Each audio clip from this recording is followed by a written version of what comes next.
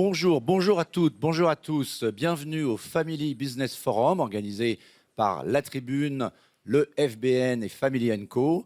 Je suis ravi de vous accueillir. Je suis Philippe Maby, je travaille à La Tribune. Je dirige la rédaction de cet excellent journal auquel je vous conseille de vous abonner si ce n'est pas déjà fait, notamment aux jeunes très nombreux qui sont dans la salle. Nous accueillons une école du quartier où nous sommes, le 8e arrondissement de Paris, au Studio Gabriel. Donc je ne suis pas Michel Drucker, nous ne sommes pas encore à Vivement Dimanche. C'est ici que ça se déroule. Je ne suis pas non plus Léa Salamé, mais pourtant nous allons parler de l'époque. Vous connaissez son émission, Quelle époque?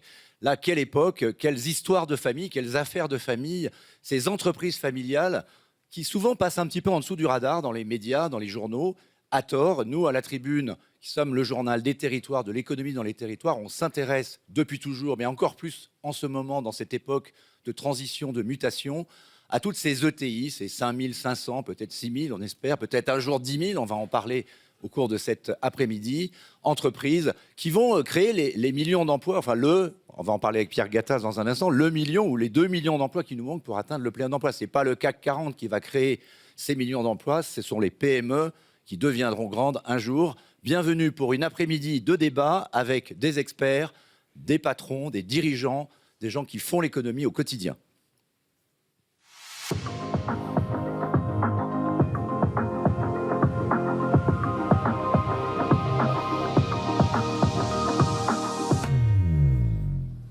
Et pour ce premier plateau, je vais l'intituler « Grandir une affaire de famille ». On a même mis « Grandir, durer, transmettre, résister, s'engager », les pierres angulaires de l'entreprise familiale. J'ai le plaisir d'accueillir, je l'ai dit il y a un instant, Pierre Gattaz. Bonjour. Bonjour Pierre Gattaz, vous êtes le président directeur général du groupe Radial. Vous êtes également propriétaire récoltant du château de Sannes, je sais pas, du rosé, paraît-il très bon. Rosé, blanc et rouge. Blanc et rouge. Et ancien président du MEDEF et de Business Europe. On va revenir avec vous sur votre expérience, tout ce que vous avez à nous dire. Mais pour commencer, j'accueille nos deux partenaires également. Donc Laurent Allard. Laurent Allard, vous êtes associé et co-gérant de Family & Co. On a eu l'idée ensemble de créer avec Tatiana de Franqueville, que je salue, notre directrice générale, ce magnifique événement dont nous célébrons la 2e édition. Et puis Philippe Grodner, vous êtes le président, je l'ai dit. Bonjour. Du Family Business Network. Et peut-être je vais vous proposer, avant de rentrer dans le vif du sujet et pourquoi on a choisi ce thème de grandir, peut-être d'expliquer pourquoi cet événement, peut-être Laurent pour commencer. Merci Philippe, bonjour à tous. Bonjour messieurs, bonjour à tous. C'est un studio qui est assez impressionnant, il y a pas mal d'amis aussi dans la salle, donc c'est tout à fait agréable de basculer dans cette 2e édition. Donc moi je suis ravi d'être là à vos côtés, dans un contexte qui est bien particulier, avec des défis économiques, des défis sociaux, des défis donc sociétaux globalement, des enjeux, des crises, crise sanitaire dont on sort petit à petit, on l'espère, guerre, crise énergétique, etc. Donc un contexte qui est très en bouleversement et qui chahute les modèles et qui chahute les vieux modèles. Et donc un enjeu à se réinventer pour les entreprises familiales comme pour les autres, mais un enjeu de réinvention. Face à cet enjeu, les entreprises familiales ont de nombreux atouts. Vous avez cité quelques verbes tout à l'heure, on y reviendra tout à l'heure avec Philippe aussi, je pense. Mais donc de nombreux atouts. En particulier, les entreprises qui durent savent qu'elles savent passer les crises. Nombreux atouts, mais aussi grande responsabilité. On est avec les entreprises familiales, qu'elles soient PME, ETI, grands groupes, avec des entreprises qui sont inscrites dans le monde réel, qui sont très connectées avec leur territoire. Et donc les actionnaires familiaux dans tout ça ont un rôle bien particulier à jouer et sont eux-mêmes des atouts pour les entreprises qu'ils détiennent. Ils sont des atouts, mais à condition de s'engager, à condition de s'exprimer sur ce à quoi ils tiennent, sur leurs valeurs, sur leurs objectifs. Et donc aujourd'hui, un des fondements de ce forum, c'est d'abord de les faire s'exprimer, de les emmener à sortir un tout petit peu de la discrétion habituelle qui est la leur, voire de la pudeur, pour s'exprimer sur toutes les richesses portées par l'actionnariat familial, mais aussi sur toutes les complexités alliées famille et entreprise. Donc on est là pour faire ce tour-là, et donc on va le faire autour de ce thème, grandir, un air de famille, une affaire de famille. On aurait pu parler d'air de famille, on en parlera peut-être au fil de l'eau dans l'après-midi. Pourquoi pas pour partager un certain nombre de bonnes pratiques, de bonnes idées qui pourraient aussi inspirer d'autres types d'entreprises, pas forcément uniquement les entreprises familiales. Grandir une affaire de famille, c'est très bien, grandir c'est bien, mais bien grandir c'est mieux. Et donc, comment est-ce qu'on va aller chercher ce bien grandir ensemble cet après-midi autour de développer des activités avec un impact positif, des logiques durables, la prise en compte de leur responsabilité sur leur environnement direct, l'accueil des jeunes générations, le respect d'un ADN, comment on fait émerger des talents, comment on arrive, et là je fais le lien avec notre thème de l'année dernière, à allier modernité et toute cette culture-là, tout cet ADN, comment est-ce qu'on marie tradition et transformation dans le temps. Tout ça, nous, chez Family & Co, ce sont les défis qu'on rencontre quotidiennement auprès des familles. On est aujourd'hui auprès d'entreprises de toute taille, d'actionnariats de toute taille, de 2 personnes à 800 personnes physiques actionnaires ensemble, de quelques millions d'euros à quelques milliards d'euros d'activités, avec une diversité très forte de sujets portés, qu'on traite aussi bien des sujets de projets de long terme, de motivation à rester ensemble, de gouvernance, d'accueil des jeunes générations, de montée en puissance des plus jeunes, voire des tout petits, de transmission opérationnelle, etc. On voit, nous, toute cette richesse, et on voit la richesse qui est portée par les actionnariats, mais aussi la richesse qui est portée par les partenaires des familles actionnaires. Et c'est aussi pour nous très important, et c'est le deuxième fondement, je dirais, de cet événement, c'est de sortir de l'entre-soi des familles pour reconnaître toute la valeur portée par l'écosystème composé par les familles et tous les partenaires des familles. Et vous voyez sur les écrans du Family & Business Forum différents logos que vous reconnaîtrez, et ça illustre toute cette diversité aux côtés des familles. Et donc on est ravis de pouvoir réunir cet écosystème aujourd'hui à Paris, à Lyon, à Nantes aussi. Et donc on salue les forums déportés à Nantes et Lyon, puisqu'on a aussi un public qui se réunit pour assister à cet après-midi de conférence dans ces 2 villes. Et donc ravi d'être avec vous Philippe, et avec vous Philippe, et puis avec tous les autres. Merci Laurent de cette introduction. Alors, le FBN, Philippe Gröner, que vous présidez, vous êtes également le président d'une entreprise pas beaucoup de gens connaissent, Simone Perel, belle entreprise familiale aussi. Peut-être nous dire pourquoi vous êtes là et le rôle du FBN. Merci Philippe. Effectivement, je partage évidemment les propos de Laurent, à savoir c'est une initiative formidable de donner la parole comme ça aux entreprises familiales, car je crois qu'elles ont beaucoup de belles valeurs à mettre en avant et qu'il est très important d'en parler. En préambule, effectivement, le FBN est le réseau international au service des entreprises familiales. Donc, c'est l'acronyme de Family Business Network, et c'est un réseau qui aide les entreprises à travers le monde, puisqu'on est présent dans 65 pays, à organiser essentiellement leur gouvernance pour leur pérennité et les aider aussi sur les sujets de transmission. Donc, dans ce cadre-là, moi, j'ai pris la direction il y a 6 ans, enfin la présidence, on va dire, du FBN France, après avoir fait une carrière, comme vous l'avez gentiment rappelé, au sein d'une entreprise familiale, Simone Perel, que nous avons internationalisée. Et aujourd'hui, le FBN que je représente, c'est 17 000 personnes, c'est 4 000 entreprises à travers le monde. Donc, c'est un réseau extrêmement dense. Et pour revenir aux propos de Laurent, je voulais ajouter quelques statistiques sur les entreprises familiales. D'abord, il ne faut pas oublier que 83% des entreprises en France sont familiales. Deuxièmement, dans ces 83%, à peu près les 3/4, 75%, certes, sont des PME, mais 50% sont des ETI. Alors, c'est un chiffre estimé, et on a 20% de grands groupes au sein du FBN, ce qui représente un total de près de 150 000 entreprises au total, dans tous les secteurs d'activité. Et enfin, je ne veux pas être trop long, je voudrais insister par rapport au verbatim que vous avez choisi, Philippe, pour la journée d'aujourd'hui, qui, je crois, comme l'a dit Laurent, colle très bien à la problématique et aux défis des entreprises familiales aujourd'hui, sur quelques éléments clés.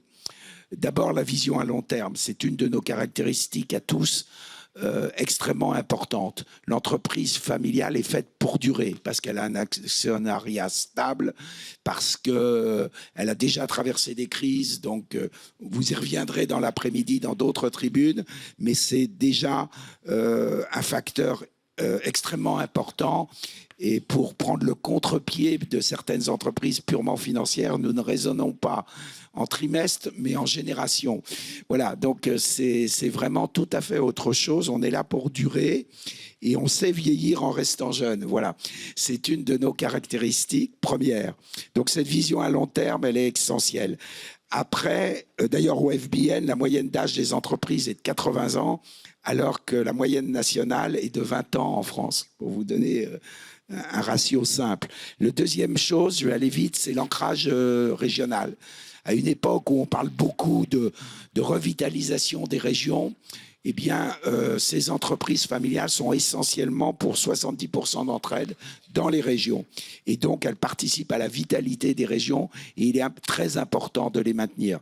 Parce que si elles disparaissent ou si elles sont rachetées par des groupes internationaux, l'ancrage disparaît. Cette notion d'attachement au territoire n'est plus la même. Et à ce moment-là, les risques, à la fois pour les salariés et pour toutes les parties prenantes, deviennent beaucoup plus importants.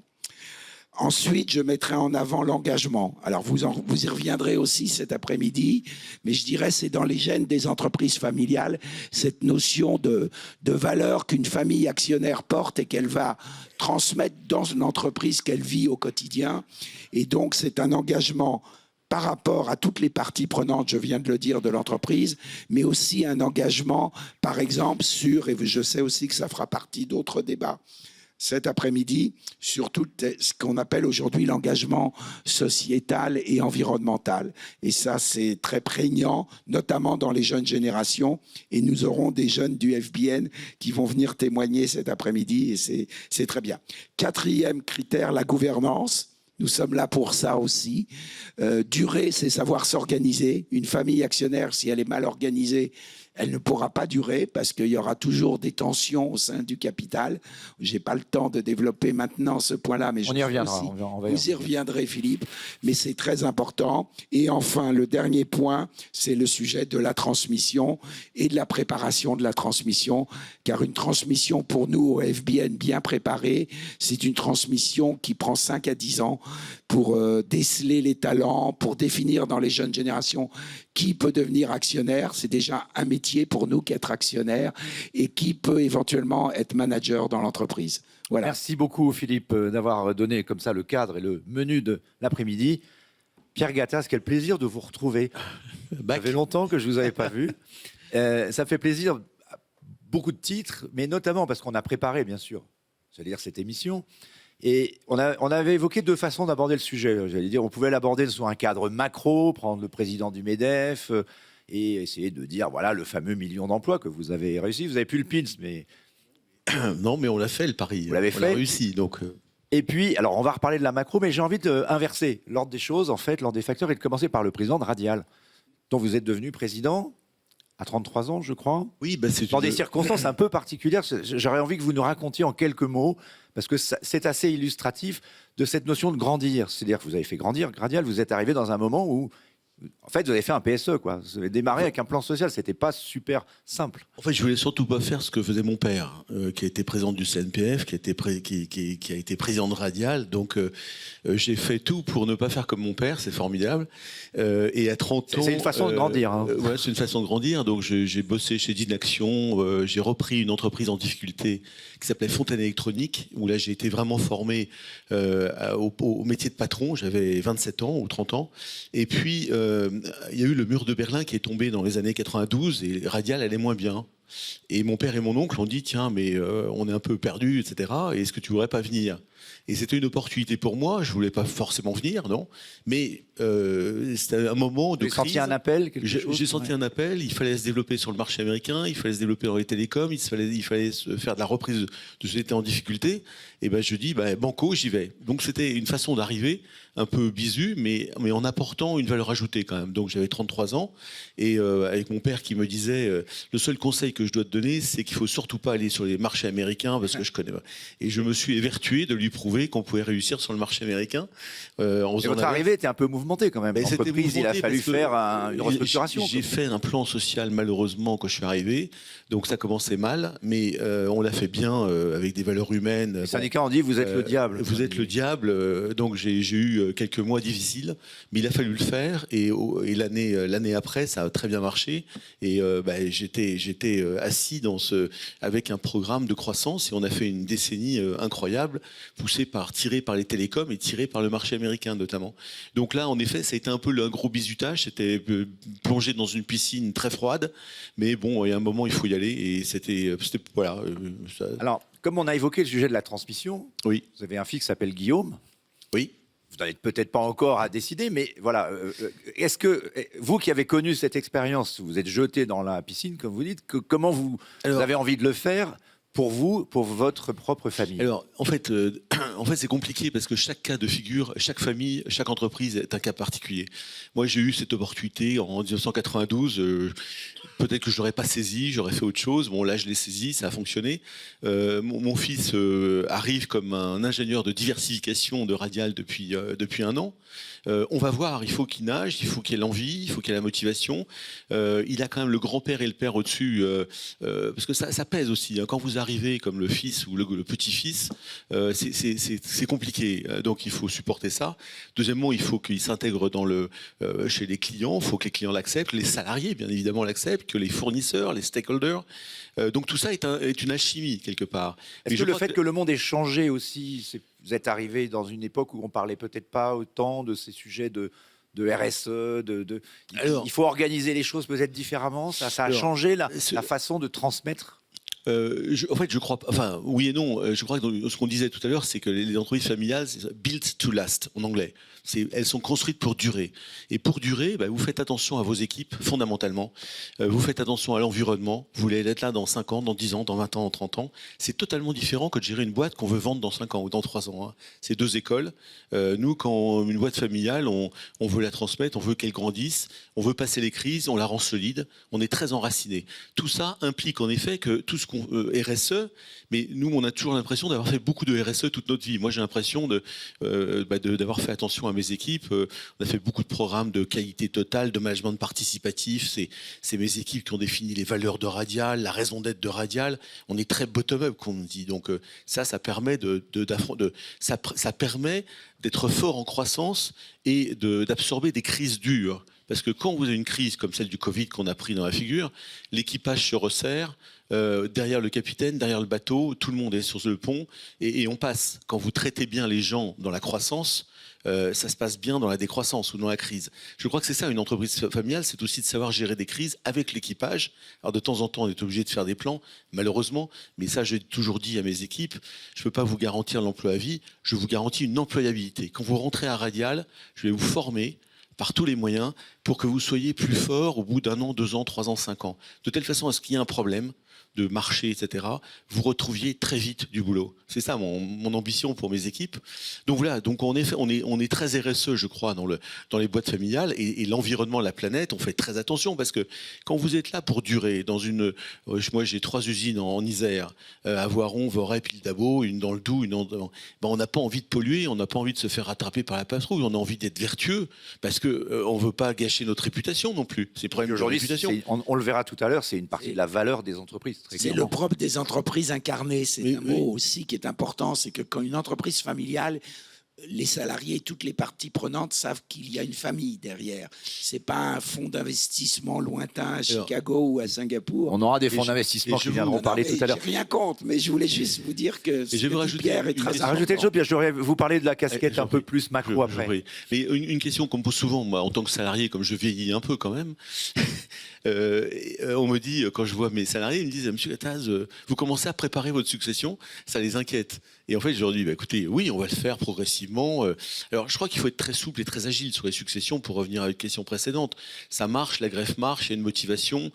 Parfois, vous arrivez comme ça de l'extérieur et ça peut fonctionner aussi. Parfois, c'est un long process. Bon, voilà, tout est possible. En tout cas, ce qui est très important, c'est que cette greffe fonctionne par la motivation du successeur qui arrive. Et surtout, il faut que le papa ou la maman sortent dans le sens qu'on a beaucoup vu dans les boîtes familiales, des fausses sorties. C'est-à-dire le papa qui reste, et puis il va voir encore tous les cadres par derrière qui viennent le voir d'ailleurs, et la pauvre fille ou le pauvre fils, il est bon. Donc, ça fait partie Attention des aux fausses successions. Voilà, ça fait partie des petits trucs. Si On aura quelques exemples intéressants, on en parlera dans l'après-midi. Parce qu'on a le temps passe et voilà, il faut qu'on tienne les horaires. La casquette d'ancien président du MEDEF, oui. Vous n'allez pas vous représenter. Non, moi je suis très bien. Ah, c'était un joke. Non. Mais, et du patronat européen, donc votre père, votre papa, Yvon, que j'ai aussi un peu eu l'occasion de rencontrer, avait créé également l'ASMEP, on en parlera, puisqu'on aura le président Philippe Dornano, le président du METI, ASMEP devenu METI, donc cette notion d'ETI. Moi, j'ai envie de vous poser là, cette question. Vous avez dit, on a fait le 1 million, mais vous m'avez dit, quand on a préparé, maintenant, pour arriver au fameux plein emploi, les conditions à réunir, c'est donc 2 millions d'emplois supplémentaires. Je le disais tout à l'heure, on va sans doute pas les créer que dans le CAC 40. C'est les PME, les ETI. C'est cet objectif de doublement du nombre d'ETI. Vous avez parlé des territoires. Il y a une formule que vous avez citée, mais qu'on a pu vérifier hier. On était dans les Hauts-de-France. On avait un des patrons de l'IFOP, Jérôme Fourquet, qui dans son livre évoquait ça. En Allemagne, vous avez une ville, une usine. En France, vous avez une ville, un supermarché. Ça dit un peu tout. Oui, Est-ce qu'on est sur le bon chemin, Pierre Gattaz ? Oui, on est sur le bon chemin. Je vais vous dire pourquoi je me suis présenté au MEDEF il y a 10 ans en fait maintenant. Parce que tout simplement, j'ai vu mes 20 concurrents de Radial se démotiver en France, partir, se vendre et partir. Donc je suis le seul dernier des Mohicans de la connectique française, les composants électroniques, les connecteurs. Ça m'a désespéré en me disant on fait fuir nos boîtes familiales qui se vendent. Pour quelles raisons ? Environnement fiscal, environnement social. Bon, alors il faut dire les choses, ça ne plaît pas à certains partis et journalistes. Moi je l'ai dit pendant 5 ans, en disant écoutez, regardez, il n'y a plus que 5000 ETI françaises. En Allemagne, ils sont 12 000, en Italie, ils sont 10 000. Regardez, la France est passée de 20% de PIB dans l'industrie, on est descendu à 10% dans l'industrie, les Allemands sont encore à 18 ou 20, les Suisses sont à 25%, parce que la plupart des ETI familiales françaises sont industrielles et territoriales. Et c'est ça le drame. Réindustrialiser, le mot d'ordre, l'impératif du moment, c'est quand même, ça va dans le bon sens. Mais fondamental. Il y a eu des réformes. Qu'est-ce qui manque alors c'est pour ça que je me suis battu. On va vous demander, bien sûr. Si je peux me permettre, je me suis battu en disant on peut créer 1 million d'emplois, c'est dans les années 2014, quand je suis arrivé au MEDEF, à partir du moment où on améliore l'environnement social, donc simplifions le code du travail drastiquement, faisons que la fiscalité soit bien meilleure et soit plus attractive, plus compétitive. Simplifions les règlements, les normes. Il y a 80 codes et 400 000 normes et améliorons drastiquement l'apprentissage. 4 blocs de réforme. Eh bien, Manuel Valls a commencé à en faire avec les lois El Khomri. Macron a continué avec Pénicaud, les ordonnances Pénicaud. La fiscalité a été améliorée. On a introduit la flat tax. On a supprimé l'ISF. Alors l'ISF, quand j'en parlais sur les ondes, c'était Gattaz, ringard, machin, etc. C'est bon. Mais en fait, l'ISF a fait fuir jusqu'à la mise en place des lois Dutreil de 2006 un nombre incroyable de gens. Moi, j'ai vu des listes que je ne montrerai pas de familles françaises installées au bord du lac Léman. C'est à pleurer, c'est à mourir de larmes. Bon, et c'est ça mon combat du MEDEF, c'est de leur dire vous arrêtez vos bêtises parce que tous les pays normalement constitués mettent l'entreprise au centre du débat. L'entreprise familiale qui dure, qui fait attention à qu'il y a des valeurs humaines, etc. C'est ça, les gars, qu'il faut faire. Et en fait, à force de combat et de pugnacité, on a réussi à faire passer un certain nombre de réformes qui vont vraiment dans le bon sens. Moi, j'ai vu l'image de la France changer. Vraiment, parce qu'après je me suis occupé de Business Europe, patronat européen, et ben on commençait à nous regarder vraiment différemment. On attire de nouveau d'ailleurs des investissements étrangers. Peut-être un mot de Philippe Grosner. Oui, juste pour ajouter un mot, je suis entièrement d'accord avec ce que vient de dire Pierre, bien sûr, mais ce que je voulais dire, c'est que justement, on a pris l'Allemagne comme comparaison, où je confirme évidemment qu'il y a 12 000 ETI allemandes ou entreprises familiales, alors qu'il y en a, disons, 5 000 en France, donc la moitié à peu près, 2 500, qui qui sont familiales. Alors, il y a l'aspect fiscal qui a été destructeur, comme vient de le rappeler Pierre Gattaz, mais il y a aussi le fait que j'ai une statistique là sous les yeux qui est intéressante. Il y a entre 15 et 20% seulement des entreprises familiales françaises qui se transmettent, alors qu'il y a plus de 50% des entreprises allemandes qui se transmettent et plus de 70% des entreprises familiales italiennes qui se transmettent. Un mot, Laurent. Oui, Et on je va veux juste conclure ajouter une bientôt petite cette chose, table c'est ronde. on va passer du temps, c'est normal sur le sujet fiscal. La transmission des entreprises familiales, elle va très très très au-delà du sujet fiscal.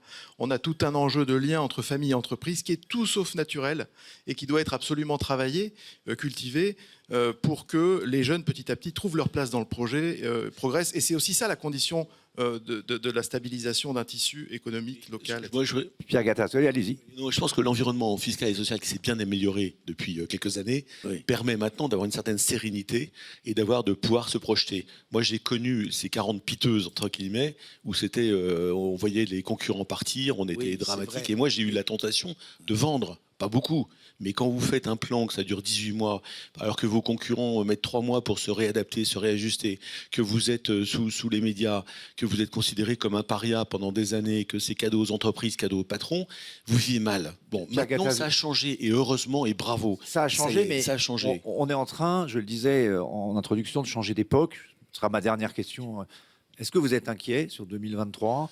Est-ce que, le prix de l'énergie 5 fois plus élevé qu'aux États-Unis, le président Macron vient d'y aller en disant attention, vous êtes en train de subventionner massivement le Buy America.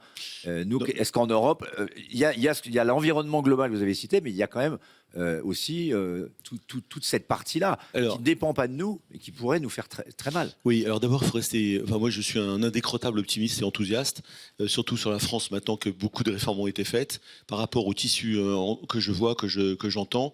Donc, on est là pour combattre, on est là pour s'adapter, on va être très fort et on va y arriver. Après, vous avez deux choses, le prix de l'énergie qui préoccupe énormément de gens, certes, notamment les boîtes industrielles qui sont très consommatrices, dont moi-même d'ailleurs je m'inquiète. Alors on regarde, il y a des solutions. Ça ne pourrait pas provoquer des délocalisations de nouveau je pense que ça pourrait freiner un peu la réindustrialisation de la France si on s'y prend mal. Donc il faut agir. Je pense qu'il faut agir au niveau France, ça c'est fondamental, et au niveau Europe. Parce que le problème de l'Europe, c'est que c'est hyper compliqué. J'ai vécu 4 ans à Business Europe, où on est 27 autour de la table. Mettre 27 pays autour de la table, c'est très compliqué. Sur le Covid, on a réussi. Sur l'énergie, on voit bien qu'il y a plein de différences. Donc il faut que la France prenne ses responsabilités pour protéger quand même ses entreprises, et puis que l'Europe fasse quelque chose. Et ensuite, en effet, il y a plein d'opportunités de croissance dans les 10 prochaines années, partout. Il faut équiper l'Afrique, il y a le climat, l'environnement, tout ça, ce sont des opportunités d'innovation, de recherche. Donc moi, je crois fondamentalement qu'il y a un mauvais moment à passer. Il y a un mauvais moment à passer. Il faut le passer le mieux possible en protégeant nos équipes, en étant très innovant, très agile. Mais il faut continuer à y croire. Vous voyez, la liaison, c'est, je voulais dire un mot quand même de l'association avec laquelle vous travaillez, avec Moussa Camara, les Déterminés, sur l'emploi des jeunes. En fait, avec Moussa Camara, on a créé les Déterminés qui aident les jeunes de quartier à créer leur entreprise. Quand je suis sorti du MEDEF, j'ai dit à Moussa, ça y est, t'es parti, c'est bon, tu t'envoles.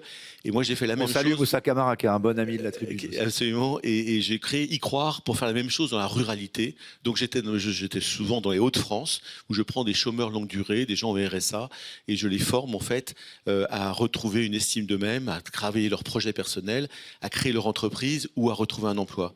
Donc, maintenant, on a formé presque 1000 personnes avec un taux de succès assez intéressant derrière, et on a commencé par les Hauts-de-France. Ça fait 4 ans qu'on fait ça. Bravo à cette initiative, je crois qu'on peut la saluer et vous dire merci. Alors, vous n'avez pas eu le temps de tout dire, mais vous reviendrez l'an prochain. Mais quand vous voulez, on vous réinvite.